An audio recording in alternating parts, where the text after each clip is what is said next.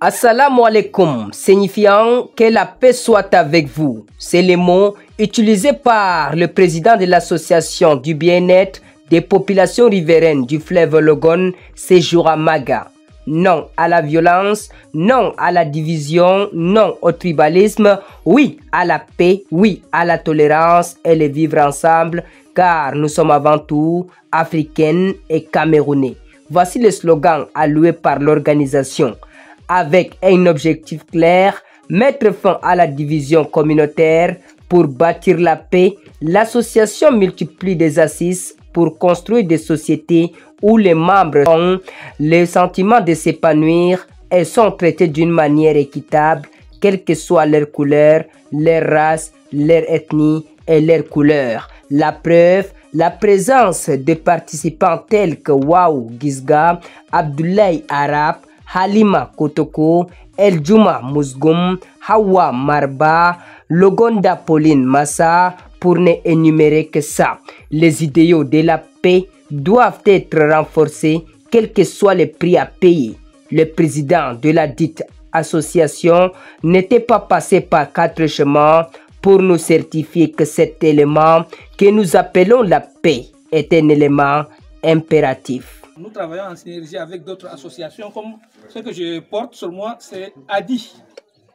Et à l'intérieur, j'ai aussi le maillot qui présente mon association.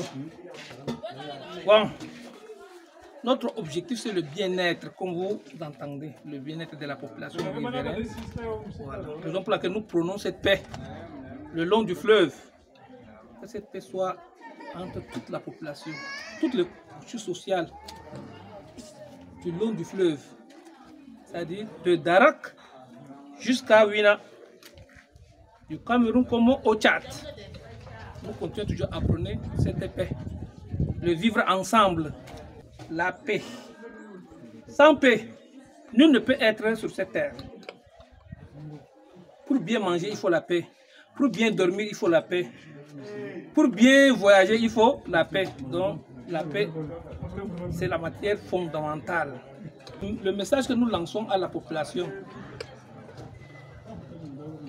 riveraine,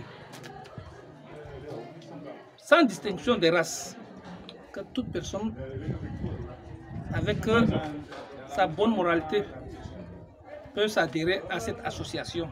Il est libre de s'adhérer. Parmi nous, nous sommes ici. On a aussi nos frères qui sont là. Il est Fulbe. Ici, il est arabe. Ici, il est Mousgoum. Il est arabe. Il est Mousgoum. Bon, elle est arabe. Bon, ça, tout ça.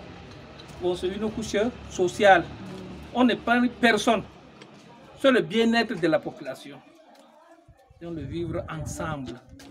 Donc, nous continuons à prôner cette paix.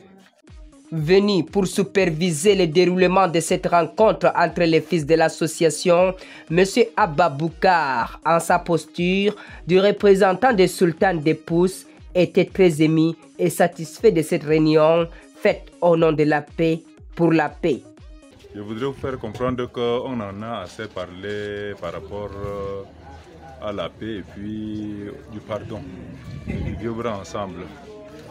L'occasion m'est arrivée pour ne serait-ce que faire ma part des choses.